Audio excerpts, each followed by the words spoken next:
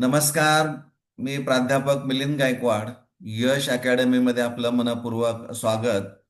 आपण आज या व्हिडिओमध्ये इयत्ता 11वी सेंट्रलाइज ऑनलाईन प्रवेश प्रक्रियेचा जो डेटा आहे, स्टॅटिस्टिकल डेटा आपण म्हणूया, की नेमकं किती विद्यार्थ्यांनी रजिस्ट्रेशन केलं, महाराष्ट्रामध्ये किती कॉलेजेस आहेत आणि कॅपमधून किती प्रवेश क्षमता आहे, कोटामधून किती प्रवेश क्षमता आहे आणि प्रत्यक्ष प्रवेश किती झालेला आहे, जागा किती शिल्लक आहेत, आणखीन मुलांना प्रवेश मिळणं शक्य आहे का किंवा कॉलेज त्यांना मिळू शकेल का, ह्या सगळ्या गोष्टी यामध्ये आपण आज चर्चेला घेणार आहोत. यामध्ये सर्वप्रथम आपल्याला माहित पाहिजे की इयत्ता 11वी सेंट्रलाइज ऑनलाईन ऍडमिशन प्रक्रियेच्या एकूण 7 फेऱ्या झालेल्या आहेत. म्हणजे नियमित 0 फेरी सोडून नियमित फेऱ्या 3 झालेल्या आहेत. त्यानंतर ओपन टू ऑल झाली, त्यानंतर मुलींसाठी स्वतंत्र फेरी झाली आणि त्यानंतर 2 फेऱ्या झालेल्या आहेत. म्हणजे एकूण 7 फेऱ्या झालेल्या आहेत. आता एकूण डेटा आपल्या समोर इथं दिसतोय, त्याचं जर आपण अनालिसिस करायचं म्हटलं तर संपूर्ण राज्यामध्ये उच्च माध्यमिक विद्यालय किंवा कनिष्ठ महाविद्यालय जे असणारे आहेत ते यांची संख्या 9,708 इतकी आपल्याला पाहायला मिळते. आणि 9,708 उच्च माध्यमिक विद्यालयांमध्ये प्रवेश घेण्यासाठी विद्यार्थ्यांनी ऑनलाईन जे रजिस्ट्रेशन केलेले आहेत तो आकडा आहे 15,31,964. म्हणजे इतक्या विद्यार्थ्यांनी रजिस्ट्रेशन केलेलं आहे. आणि नंबर ऑफ स्टुडंट रजिस्टर्ड हा आकडा पाहिल्यानंतर आणि टोटल ऍडमिटेड स्टुडंट इथं आपण जर पाहिलं तर 12,98,462 विद्यार्थ्यांनी आपला प्रवेश निश्चित केलेला इथं आपल्याला पाहायला मिळतोय. आता यामध्ये कॅप इनटेक आणि कोटा इनटेकचा विचार जर केला तर दोन्हीची बेरीज ही साधारणपणे 22,37,769 इतकी. म्हणजे रजिस्टर्ड जे स्टुडंट्स असणारे आहेत ते 15,31,964 आहेत आणि इनटेक जो राज्यामध्ये 9,708 उच्च माध्यमिक विद्यालयामध्ये आहे तो 22,37,769 आहे. म्हणजे आज अखेरपर्यंत जी टोटल व्हेकन्सी इथं आपल्याला पाहायला मिळते ती 9,39,307 इतकी आहे मित्रांनो.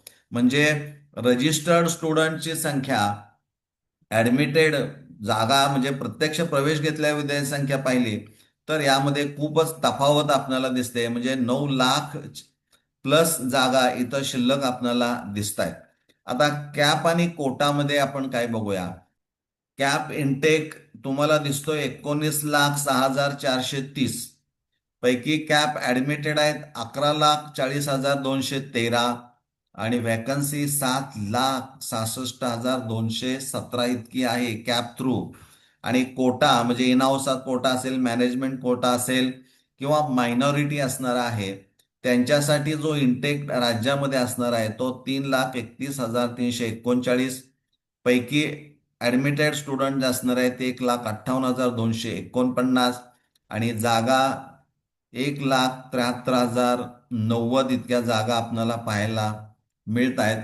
म्हणजे याचा अर्थ cap through admission, quota through admission घेणाऱ्यांची संख्या खूप कमी आहे. म्हणजे साधारणपणे इथं जर आपण विचार केला 15,31,964 विद्यार्थ्यांनी रजिस्ट्रेशन केलंय पैकी 12,98,462 विद्यार्थ्यांनी प्रवेश घेतलेले आहेत.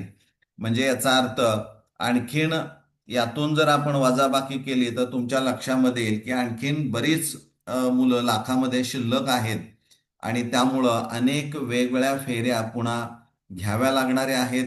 पण सध्या एक गोष्ट आपण लक्षात घ्या की त्याने एक नोटिफिकेशन इथं दिलेलं आहे ते तुम्हाला पाहायला मिळेल की ज्यात त्यांनी म्हटलेलं आहे की नियोजित देखभाल कार्यामुळे हे पोर्टल 1 ऑगस्ट 2026 रोजी पहाटे म्हणजे 12:01 आपण म्हणूया वाजल्यापासून ते 3 ऑगस्ट 2026 रोजी रात्री 11:59 म्हणजे 12 वाजेपर्यंत बंद राहणारी आहे. म्हणजे 1 ऑगस्ट ते 3 ऑगस्ट या कालावधीमध्ये ही वेबसाईट बंद राहणारी आहे. त्यापर्यंत पुढच्या फेरीचं शेड्यूल डिक्लेअर जरी झालं तरी 4 तारखेनंतरच प्रवेश रजिस्ट्रेशन किंवा ज्या काही गोष्टी होणाऱ्या आहेत त्या पुढे होणाऱ्या आहेत. तुर्तास उद्यापासून 3 जुलैपर्यंत 3 ऑगस्टपर्यंत ही वेबसाईट बंद राहणारी आहे. त्यामुळं जी काही आकडेवारी असणार आहे ती तुमच्या समोर आहे. जागा प्रचंड शिल्लक आहेत. म्हणजे रजिस्ट्रेशन केलेल्या विद्यार्थ्यांची संख्या आणि राज्यामध्ये एकूण उपलब्ध जागा याचा मेळ जर पाहिला तर प्रचंड जागा शिल्लक, 9 लाखापेक्षा जास्त जागा शिल्लक इथं पाहायला मिळत आहेत. त्यामुळं तुम्हाला प्रवेश मिळेल, पण तुमचं अपेक्षित कॉलेज जे आहे ते मिळेल याची खात्री देऊ शकत नाही, कारण तिथं व्हॅकन्सी आहे का हे पहिल्यांदा पाहावं लागेल आणि मग तुमचे गुण तिथं त्याला जुळतायत का कुठं तिथंपर्यंत त्या दृष्टीनं विचार करणं गरजेचं आहे. त्यामुळे हे एक आकडेवारी आपल्या समोर ठेवलेली आहे की जेणेकरून तुम्हाला येणाऱ्या काळामध्ये ज्या वेगळ्या फेऱ्या होणार आहेत त्यातून 100% तुम्हाला प्रवेश मिळणार, यामध्ये कोणतीही शंका असणार नाही. आपण इथं थांबूया. धन्यवाद.